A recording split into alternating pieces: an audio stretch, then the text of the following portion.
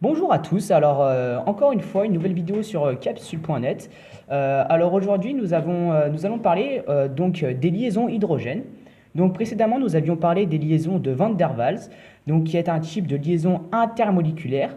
Donc les liaisons intermoléculaires, je le rappelle, c'est des liaisons qui permettent de créer la matière, c'est-à-dire de lier les molécules entre elles.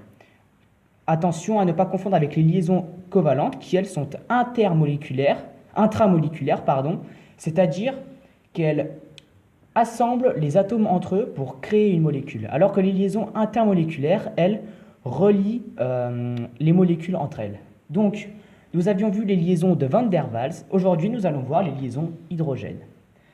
Alors les liaisons hydrogènes, c'est un principe plutôt très simple. C'est le principe qu'un atome H, donc un atome d'hydrogène, va se lier à un atome ayant des doublets non liants. Donc ici, l'oxygène, avec un doublet non liant ici et un doublet non liant ici. Donc voilà, donc on peut noter également que les liaisons covalentes sont 2 fois plus petites que les liaisons de hydrogène, dites aussi des ponts hydrogène ou des ponts H.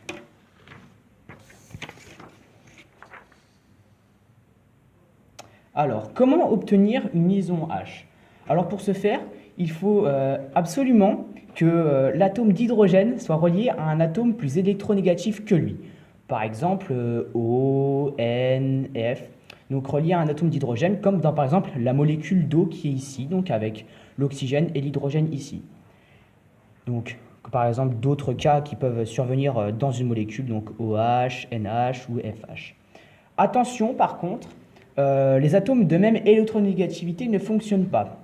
On rappelle, l'atome de carbone est considéré comme avoir la même électronégativité que l'atome d'hydrogène. Donc le carbone doit être à 2,5 et l'hydrogène à 2,1, quelque chose comme ça. Voilà.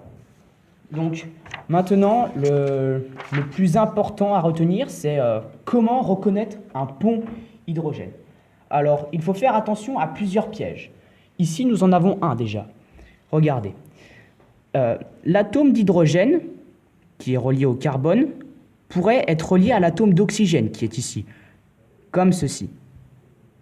Mais, comme dit précédemment, si l'atome d'hydrogène est relié à un autre atome ayant la même électronégativité que lui, ça ne fonctionne pas.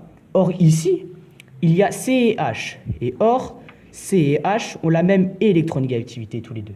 Ça ne fonctionne donc pas. Dans le second cas, où pourrait-il y en avoir? Il peut y en avoir une ici, entre l'atome d'oxygène présent ici et l'atome d'hydrogène présent ici. Pas de souci, l'atome d'hydrogène est relié à l'atome d'oxygène. Ici de même, ça concorde. Maintenant, dans la dernière proposition, la seule façon de pouvoir relier les deux molécules par un pont hydrogène serait de faire ceci. Or, il faut faire attention, l'atome de fluor, présent ici, est relié à un atome de carbone. Il n'est donc pas relié à un atome d'hydrogène. Ça ne fonctionne donc pas. Il aurait fallu que cet atome de fluor soit relié à un atome hydrogène, ou ici on peut regarder également que l'atome d'hydrogène est relié à un atome de carbone qui ont bien sûr la même électronégativité, ça ne fonctionne donc pas. Donc nous n'en avons pas ici, nous en avons ici et nous n'en avons pas ici. Donc les 3 choses importantes à retenir des liaisons hydrogènes, c'est que toutes les molécules composées d'un atome très électronégatif par rapport à H pourront avoir des liaisons hydrogènes. Donc ceci va permettre donc de créer la matière, de mettre les atomes entre eux, ce qui permet de créer la matière.